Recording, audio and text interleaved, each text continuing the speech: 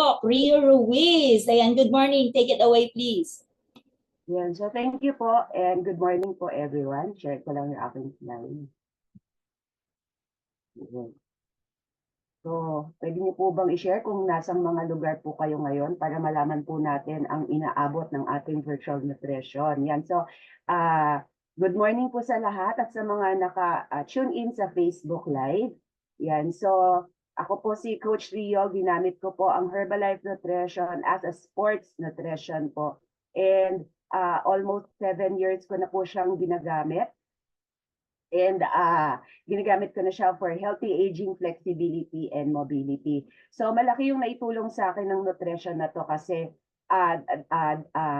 mas nag-improve yung aking body composition katulad ng mas bumaba yung aking body fat. And yung pong aking before po kasi yung Herbalife, before po ako nakatake ng Herbalife Nutrition, meron po akong tinatawag na osteoarthritis. Kasi nung bata ako, hindi ako mahilig uminom ng gatas. So wala akong supplement sa calcium at para din po sa buto ko. So malaki yung help nito, lalo na nung sumali ako ng Spartan Race. So isa sa karamihan sa mga supplement ko ay para sa energy boosting. And yung po sa calcium para sa buto ko, and yung NRG, yan, favorite ko po yan, and vitamins and minerals, bukod sa yung ating healthy breakfast. Bukod dyan, sa ngayon po, ang mga tinitake ko po supplement, ang nakagawian ko po every morning, lahat ng magbibigay sa akin ng energy. So na mag-start yan sa vitamins and minerals, NRG, yan, fiber and earth pagka kumakain ako, pagka hindi ako masyadong nakaka-take ng gulay. Yan, triple berry, and yung tangkwi para sa health, sa reproductive health po. And sa gabi naman po, yung mga tinitake ko katulad ng yung mga nakaka-improve ng mga cells natin katulad ng cell complex, yan, and yung ating Herbalife line. So kasama dyan para matanggal yung ating excess water weight, yung mineral herbal complex. So halos lahat po yan, everyday ko tinitake po. Yan, that's why I love Herbalife. At bukod doon, before kasi sa trabaho ko po, until now po, ako po ay nag-work as a dentist. Pero at least hindi nalilimitahan yung pag-share natin sa ibang tao. Hindi lang more on dental health or yung kalusugan pambibig. Kung hindi, nakaka-share din po tayo ng ating journey, lalo na sa overall wellness. Yan. That's why I love Herbalife. Yan. So ngayong umaga na to, ang topic po natin ay tungkol sa nakaharang yan. Link between hydration and exercise. Ano ba ang kinalaman ng pag-inom ng tubig sa ating katawan during tayo ay active or nag-exercise? So, para maintindihan din natin yung difference ng kahalagahan ng tubig at ng sports drink. Yan, or yung mga power drink. So, itong article na to ay galing sa herbalife.com na isang article mula sa isang scientist. So, binigyan niya dito ang halaga ng tubig at yung sports drink. So, ang katawan natin ay nagko-compose ng 70% water. So, mag-i-introduce muna ako ng saglit. Yan, 70% ng water yung katawan natin. Maraming pinaggagamitan yan kasi last time na nag-topic ako, ang kahalagahan ng tubig sa ating panunaw. Pero lahat ng system sa katawan natin, mula sa heart, sa digestive, sa nervous system, sa skeletal system, lahat ng system sa katawan natin ay kailangan merong sapat na tubig tayong ini-intake. At ang laging payo ng doktor ay uminom ng tubig. Gaano kadaming tubig yan? At least minimum of 8 glass of water. Ano ba yan? Gaano kadami ang isang basong tubig? Sa isang basong tubig, meron po tayong 250 ml water. At yan, dapat makakonsume ka ng 8 basong tubig. At yung 250 ml water, ang katubas niyan na 8 basong tubig ay 1 litrong tubig. So, kung susumahin mo, dapat ito yung pinaka-basis mo. Maka 8 basong tubig ka para masuplayan lahat ng sistemo yung tinatawag na ma-replenish or mapalitan yung mga tubig na nawala sa katawan natin. Pero according dito sa isang article na si Dr. John Hayes, isa siyang Vice President of Global Product Innovation at Herbalife and member of the Nutrition Advisory Board at isa rin siyang scientist behind Herbalife Nutrition. So, itong taong to or itong kilalang member ng Herbalife Nutrition, nagsagawa siya ng isang article tungkol sa mga paniniwala regarding sa paggamit ng sports drink, hindi lang yung water. So dito binigyan niya ng pagkakaiba yung kung ano yung dapat nating inumin kapag kung ano yung klase ng activity natin. Yan. So pupunta po tayo sa mga paniniwala, maling paniniwala. So aayusin natin yung kaalaman natin tungkol sa sports drink at sa water. So unang myth, one must drink a fixed amount of water during exercise. So according kay Dr. John Hayes, yan, ang katotohanan, there is no one size fits all formula when it comes to hydration. Bakit? Kasi tayo ay may mga iba't ibang pangangatawan, bawat isa sa atin may iba't ibang pangangatawan. So merong payat, merong muscular, merong mataas ang visceral fat. So yung mga taong mas malaki yung timbang o mas mabigat yung timbang, mas kailangan nilang magkonsumo ng mas mataas na water. For example naman, ikaw ay sakitin. Merong sakitin, may healthy, meron yung iba nagme-maintenance, pero maganda yung pakiramdam. So, depende sa condition ng katawan. Kung ikaw ay, for example, may sakit, for example, diarrhea or nagsusuka, yan, yung naglalabas ka ng excess water sa katawan mo sa pamamagitan ng yung pagdadayariya or yung pagsusuka, mas kailangan uminom tayo ng tubig po. And isa pa pong factor or dapat nating i-consider yung weather or yung environment po natin. So for example, dito sa Philippines ngayon po, di ba, umuulan. So hindi natin kailangan masyadong uminom ng water kasi malamig. Pero dapat natin tandaan na kapag malamig, kahit hindi tayo pinapawisan, tayo ay umiihi. So kailangan din natin mag-hydrate ng tubig. And then mas mahigit na kailangan mong mag-hydrate lalo na kapag pinapawisan ka o yung mainit ang panahon. So depende yan sa weather kung saang lugar ka nandoon. And yung isa pang factor is ano yung level or intensity ng ginagawa mo everyday. Yan. So kung ang activity mo yung parang pang-maintenance lang, kailangan nakakainom ka ng tubig, at least 8 glass of water. Pero kapag yung sa fitness, yung performance mo medyo athletic type or yung very intense, moderate to intense, kailangan na ibabalik mo yung nawawalang tubig sa katawan mo. And isa pang kasi for example, pupunta ka ng gym, member ka ng gym, magbubuhat ka ng saglit, tapos magse-selfie ka na. So kailangan mo bang uminom ng mga power drink or ng water? So malalaman natin yan sa mga susunod na slide. So sa general rule, according kay Dr. John, people should aim for 600 ml per hour and then adjust to their own needs. So ito yung pwede nating basihan sa everyday po natin na at least maka 600 ml tayo per hour kung tayo po ay gumagalaw everyday. Pero kailangan babaan mo kung wala ka naman din ginagawa.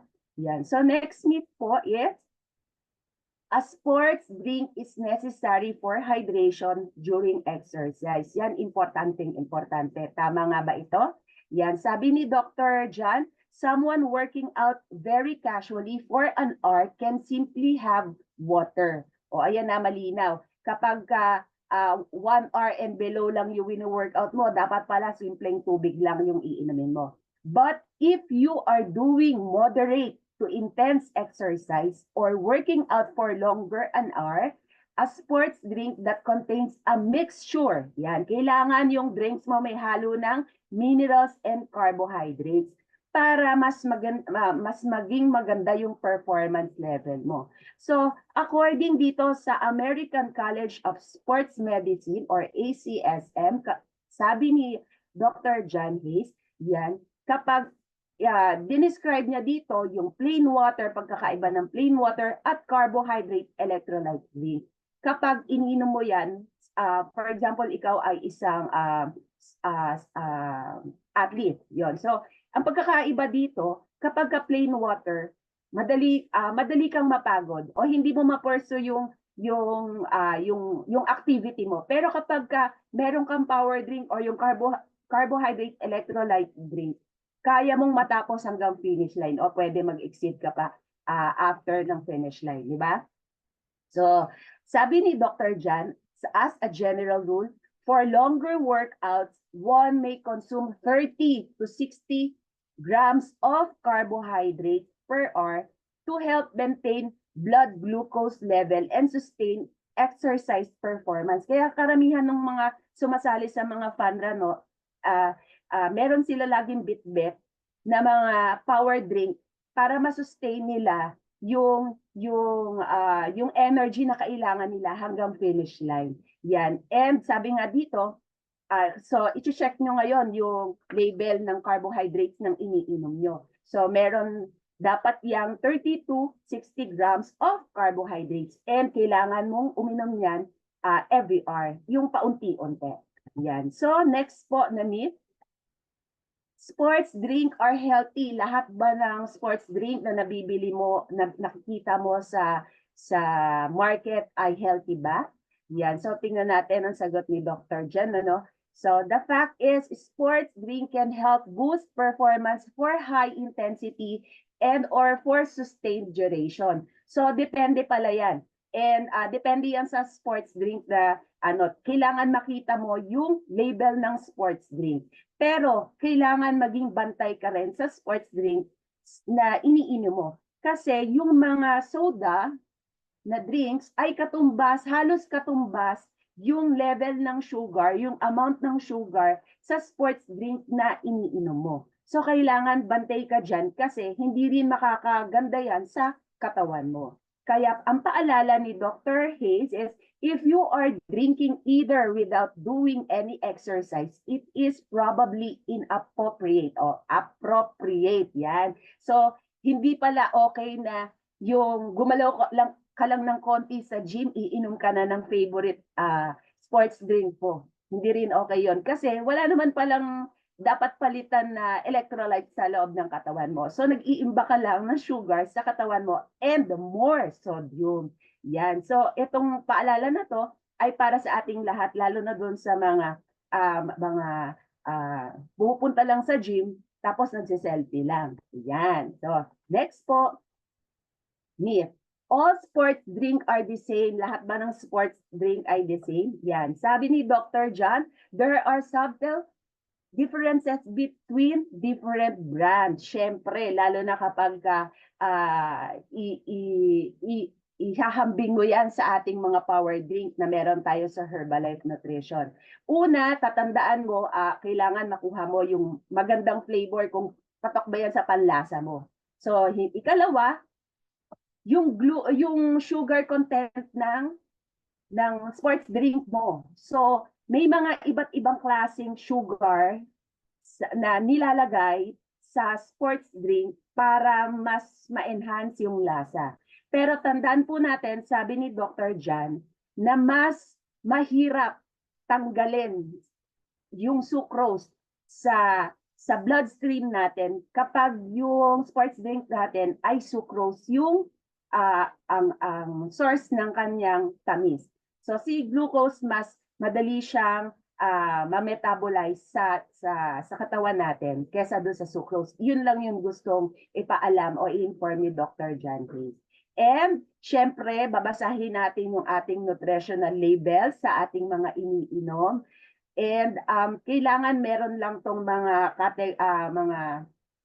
etong mga naka-check na to. Meron to dun sa iniinom mo. So sa isang 500 ml serving, kailangan meron siyang 250 to 600 milligram.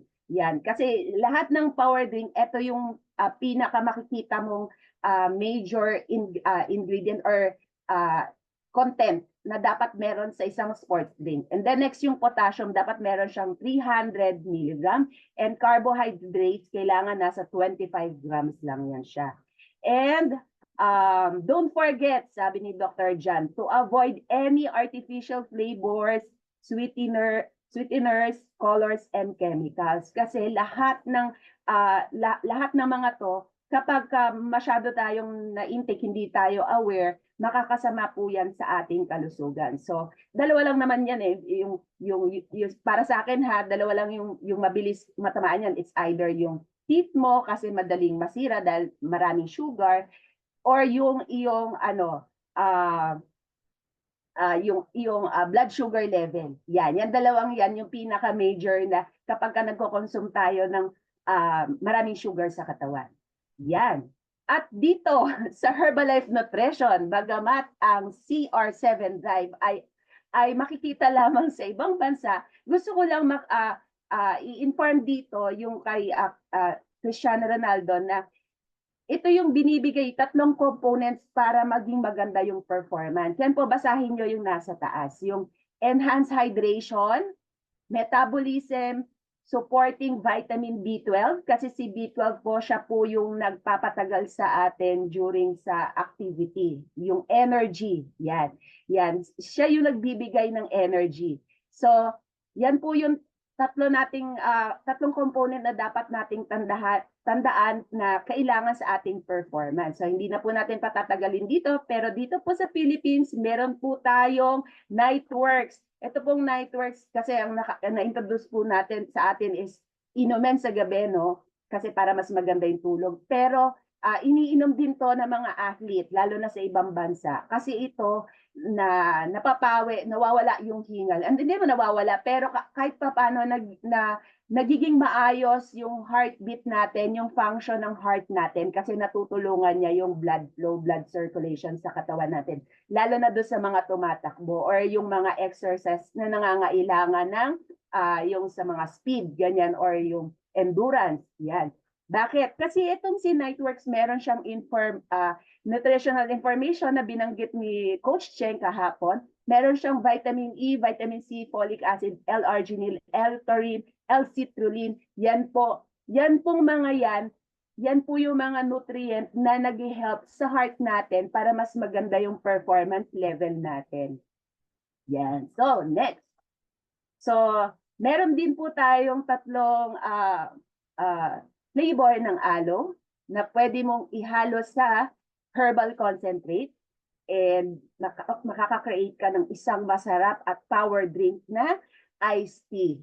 Bukod doon, si herbal aloe kasi mataas ang kanyang potassium at meron din siyang sodium and electrolytes na makaka-help po sa ating performance level. So kung ikaw ay mag-join sa run, sa yung kaninang sinabi ng ating MC, no, or mag-join ka doon sa international workout para sa Guinness Book of Record, yan, mapaghahandaan mo pa yung sarili mo, no, bukod sa pag-advance na workout, maaaring makatulong to para ma-hydrate yung mga nawalang electrolytes during exercise.